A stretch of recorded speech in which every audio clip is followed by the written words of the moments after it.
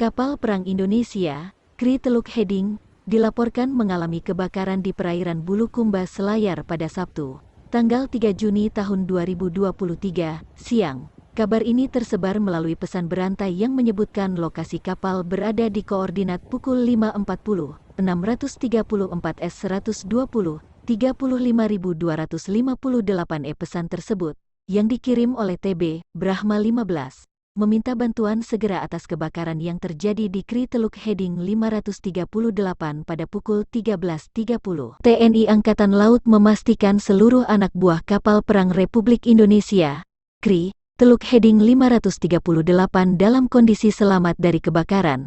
Kepala Dinas Penerangan TNI Al-Laksamana Pertama Madewi Rahadi mengatakan total ada 117 anak buah kapal ABK saat KRI Teluk Heding 538 terbakar di perairan Kepulauan Selayar, Sulsel. Kondisi ABK selamat, personelnya itu totalnya 117, semuanya selamat alhamdulillah, kata Made. Sabtu, 3/6, Made mengatakan penyebab terbakarnya kapal perang tersebut diduga dari ruang mesin. Namun, pihaknya masih akan mendalami penyebab kebakaran itu.